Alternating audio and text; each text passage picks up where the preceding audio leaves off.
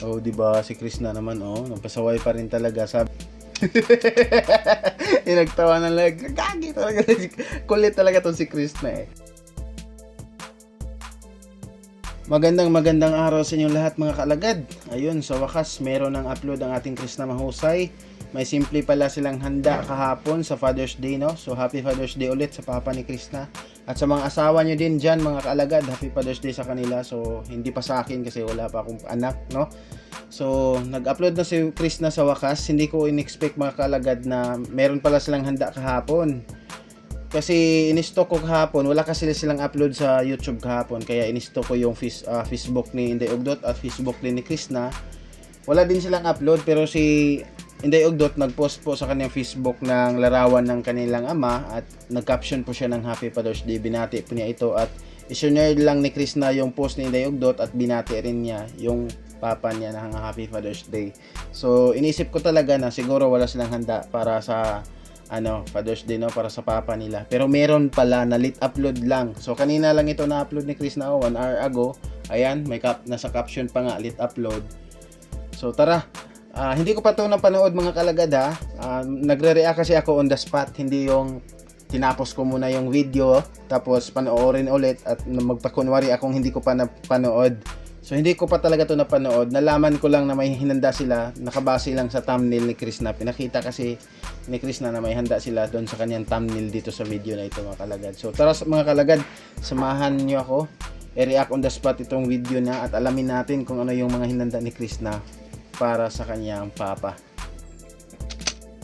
So bumili pala si Krishna ng 40 pieces na Jollibee. So siguro yung nakabox na Jollibee, no, na para bang katulad siguro nung binili ni Sir Paul.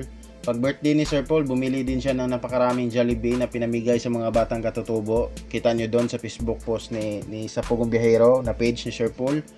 So mga ganun siguro kalaki na Jollibee din yung binili ni Krishna at bumili din siya ng bili. Tapos hindi pa luto, kumbaga sila lang yung mag-asikaso dun sa bili ba, lechon bili. So napakasarap, no. So dito makikita natin na may resulta talaga yung pag-support natin kay Krishna sa pagpatuloy na pagsubaybay sa kanya, hindi pag-skip ng ads. Dahil kahit sa mga ganitong mga celebration, mga ganitong araw like Mother's Day, yung iba kasi lalo na din sa akin, hindi ko pa na-try na maghanda like that sa mga Mother's Day, like Father's Day. Kumbaga may iba talaga na parang hindi importante sa kanila or hindi yung iba talaga katulad sa walang maianda like that, no. So ngayon dito makikita natin yung resulta sa pag-support natin kay Krishna na kahit yung mga ganitong araw na Father's Day is may nabibili na siya kahit paano, may nahahanda na siya para sa kanyang papa, no. So importante naman talaga yon nang sa ganun is ma-feel din nila, mas lalong mapafeel nila Krishna yung pagmamahal nila dun sa kanilang tatay, na dahil kahit simpleng Father's Day is pinaghandaan talaga siya ni Krishna, no. So lalo na siguro kung sa birthday niya, di ba? Father's Day pa lang yan ha. So how much more kung sa birthday ng tatay ni Krishna, di ba? So masaya dahil dito kahit Father's Day is isipan pa rin ni Krishna na ipaghanda yung tatay niya. Purple yam yung cake niya, no, ni Krishna. Sa pagkakalam ko, yung purple yam, yan, nila medyo maldito, nila Japet, yung mga Bisayang vlogger. Marami kasi silang brands. May brands din sila sa Cagayan. Yung Violet kasi yung nila. Violet yung, parang medyo may iniisip ako dito Violet kasi yung signature color talaga ng purple yam. So, ganun, same lang din sa Chris Pao. Di ba mga kalagad? So siguro ito din yung iniisip dito ni Chris na napansin niyo yung reaction ni dito ni Chris na basta kulay violet talaga no? Sa purple yam pala siya bumili ng cake ba yung binili niya sa purple yam? Napakasarap pero hindi ko pa natikman yung cake dyan sa purple yam. Purple yam. Sabi ni Chris na dito mga kalagad na mga sa PB House pa siya, palagi daw siya kumakain ng purple yam na cake. So, fan din pala si Sir Paul ng purple yam. Masarap daw kasi, sabi ni Chris na dito na miss daw niya yung purple yam na cake. No, so shout out sa mga nakakilala dyan sa mga nagmamay-ari ng mga ng purple yam, no, sa mga Bisaya vlogger yan sila. Parang ngayon si Sneak Princess parang wala na sa wala na sa group nila. wala na siyang na-handle na, parang siya yung inasahan sana dun sa Purple Yam na sa Bohol branch, pero hindi, parang nagkalabuan na sila, ayun nga, dahil nga sa sugal, medyo pasaway din yung si Snake Princess, parang binitawan na siya, no? Wala na siya dun sa grupo nila, medyo maldito. Ano kaya lasa nitong Purple Yam, no? So sa mga kaalagad natin dyan, nakabili na ba kayo ng cake ng Purple Yam? Anong masasabi nyo sa legit ba? Masarap? Okay. Sabi ni Chris na dito, may mga nagsabi daw sa kanya na sa Damilag na lang sila mag-celebrate ng Happy Father's Day. Kaso, yung papa niya galing pagsimba is diretso daw dyan sa bahay na yan. Tapos, isa rin is inisip ni Chris na nandyan din yung mga tito niya, mga uncle niya na mga tatay na din. So, mabuti talaga to mag-isip si Chris na, no? Napaka-responsable talaga. Parang talagang iniisip niya yung ikakabuti ng lahat. Isipin mo yon, pinili niyang dyan mag-celebrate sa bahay na yan kasi nandyan yung mga tito niya. Kumbaga, isahan na lang yung pag-celebrate ba? Kasi yung mga tito niya, yung mga close niya ng mga uncle is, mga tatay na din ba? Kumbaga, kasama na din sa pag-celebrate ng Happy Father's Day. Hindi lang yung tatay ni Chris na, kundi yung mga tito din niya, no? So, isipin mo yun, no? Napaka, ni Chris na yun, daw siya mag-isip ba? Isa na doon, halimbawa, doon sa binili niyang lupa, isa sa mga rason pala, sinabi niya na kaya pinilit niya talagang binawi yung lupa, no? Binili niya ulit. Kasi nandun yung puntod ng dalawang kapatid niya at mga pinsan or pamangkin ba yun, nandun sa lupa na yun, kaya pinili talaga niyang mabawi, no? At binili ulit para mapabalik sa kanila. So, di ba? Napaka-responsable na si Chris na nag-iisip talaga siya ba para sa ikakasaya ng lahat. Hanggang ngayon pala, masakit pa rin yung tiyan ni Chris na, no? Habang namili daw siya doon sa Kalinan na mga pagkain para ihanda nila sa Father's Day. Sobrang sakit daw niya ng tiyan niya, napaiyak na daw siya sa sobrang sakit. Acid reflux siguro yan, yung masakit yung sa baba ng dibdib mo ba, dito sa gitna. Talagang hindi lang sa tiyan ba, itong sa upper ng pusod, dyan, siguro yung ibig sabihin ni Chris na. Mahirap talaga yan. Nakakaiyak talaga kapag lalo nang sasakit, no? So hindi pa talaga okay yung pakiramdam ni Chris na ngayon, mga kalagad, no? Sinasumpong pa rin siya ng sakit ng tiyan niya. Uulitin ko, mga kalagad, ha, nami-miss talaga daw ni Chris na yung Purple Yam kasi sa PB House lagi daw nila yung kinakain. So ayan, kaya bumili, yun ang binili niya, no? Ulit-ulit, violet kasi. Baka may mag-comment naman dyan na mag-move on na kayo. Hindi naman naman, nakabase lang po din kasi tayo sa reaction ni Chris na sa video niya, no? Napatili kasi siya pag nagbanggit siya ng Purple Yam, violet yung color. So siguro mahilig pala si Sir Paul ng yun, Purple Yam pala lagi yung kinakain nila doon sa PB House. So siguro doon din nagka-idea siguro si Sir Paul na violet color yung signature ng Chris Pao. 'Di ba? Siguro. Yun, isa yun sa mga inspired. Oh, 'di ba? Si Chris na naman, nagpasaway pa rin talaga. Sabi niya na yung kinain daw niya kaninang umaga is sinuka daw niya kasi yung kinain niya bawal daw sa kanya, pero kinain pa rin niya kasi nagugutom daw siya. Alam niyang bawal pero kinain pa rin kasi nagugutom siya. So pasaway talaga tong si Chris na ba.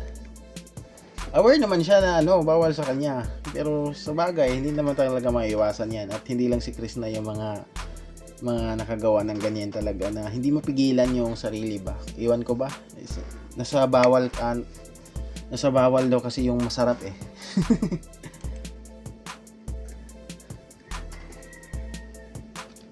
Tapos yung kinain niya, sinuka lang daw niya kasi bawal sa kanya, 'di ba? Wala din, sayang lang din. Ay nako, Chris. Kaya siguro medyo matagal yung pagaling or pagwala ng sakit ng tiyan mo kasi pinapairal mo pa rin yung katigasan ng ulo mo. Alam mo bawal is sinusubo mo pa rin, no? Pinapasok mo pa rin sa tiyan mo. Sobrang gutom na daw dito ni Chris na ginawa niya itong vlog na ito. Sabi niya sobrang gutom na daw, pero ang sarap na daw kumain ng Purple Yam, pero hinintay niya yung mga ibang pamangkin niya, yung mga pinsan niya, yung iba nag-iigib pa daw ng tubig na may ginagawa pa. So gusto ni Chris na nasabay-sabay silang kumain. So kahit nagugutom na siya, sobrang sakit na daw yung tiyan niya at bumuboses na, kumbaga may mga ano na ba, parang kumukulo na yung sa loob. Ayun, yung may boses nang nag dyan sa laman mo, sa chat yan mo. Pero gusto niya pa rin talaga na magkasabay sila lahat kumain, kaya tiniis na lang niya muna dito mga kaalagad, no? Which is hindi din ito pwede kapag may ulcer ka at galing ka na nagpa-check up. Talagang kain ka na sa tamang oras. At pag naka-feel, lalo na kapag naka-feel ka na ng gutom, pero dito tiniis pa rin niya kasi nga gusto niya na sabay-sabay. Ito talaga si Krishna, oh. Ayun mga kalagad na kumain na sila, no? Medyo family lang nila. Ayan, na napakasayang tingnan mga ganito, no? Na kahit simpleng celebration is napag-ipon-ipon yung mga family nila ba, yung relatives sila, no? Family. Grabe, no? Simple lang pero napaka na nito. Makarelate tayo nito eh. Mga taga-probinsya at yung mga simpleng buhay na simpleng pagtitipon pero napakalaking impact na yan sa inyo na banding ba. Dito mo makikita na healthy yung nyo, healthy yung mga kamag-anak, healthy yung relasyon nyo sa mga kamag-anak nyo ba, kasi napag-ipon-ipon nyo kapag may mga ganitong sitwasyon, no? At isa dun si Krishna talaga, yun talaga siguro yung goal niya na kahit mga simpleng celebration is kahit importante na pag-ipon-ipon niya yung mga pamilya niya, na hindi lang sa mga kapatid niya, papat mama niya, hindi lang hanggang dyan, kundi kasama din yung mga yung mga tito, yung mga pinsan, yung mga tiyahin, talagang walang maiiwan, walang hindi mabibigyan.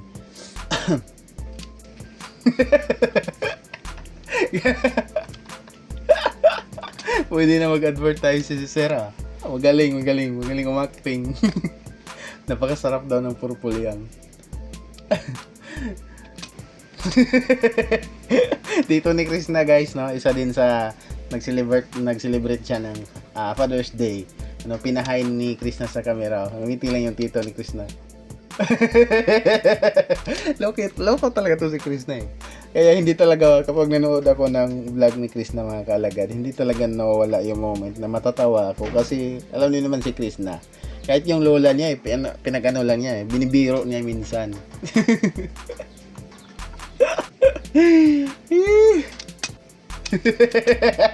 Nagtawa na lang. Gagi talaga. Kulit talaga to si Krishna eh. Pinag-thank you niya yung tatay niya doon sa mga nag-sponsor. Si Tita M daw, no? So, yun, napaka-joker talaga to si Krishna. Tingnan mo yung mukha ng tito ni Krishna at nagtitigan silang dalawa na pinipigil nila yung sarili nila na matawa habang nagsasalita yung papa ni Krishna.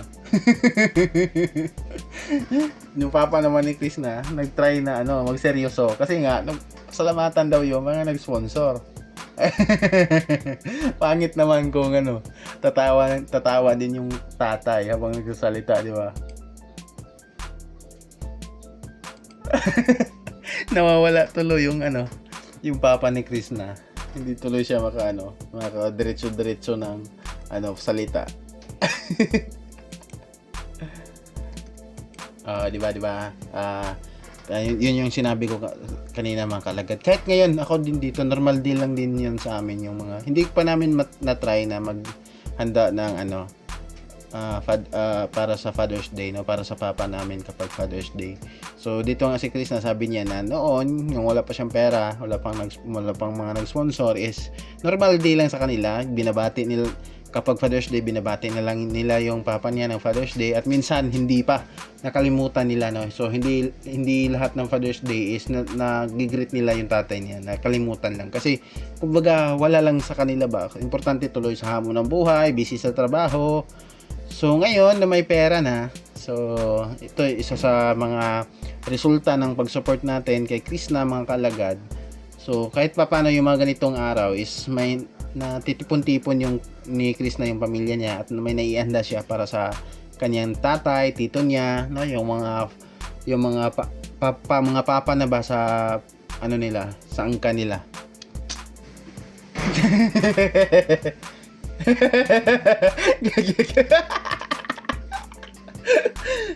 Kapoy eh. Natutuwa din ako kapag akma ng tatawa yung tito ni Krishna. Natatawa din ako. Joker eh. Sobrang joker.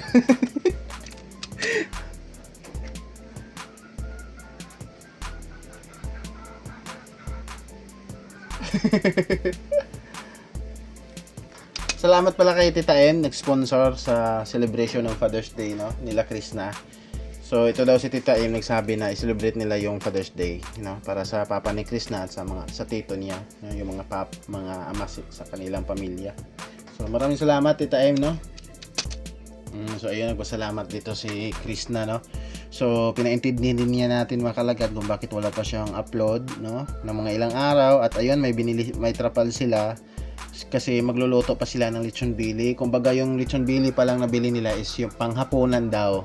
Kumbaga yung kinain nila kanina is yung Jollibee lang, no. Napakasarap ng lechon bili. So ayun lang mga kalagad. Sobrang dami kong tawa dito sa vlog na to ni Krishna. Sobrang kulit eh. So yun lang guys mga kalagad, no. Maraming salamat sa panonood at abang-abang lang po tayo sa mga bagong upload nila. God bless. Subscribe my YouTube channel mga kalagad at i-like itong video at maraming salamat po.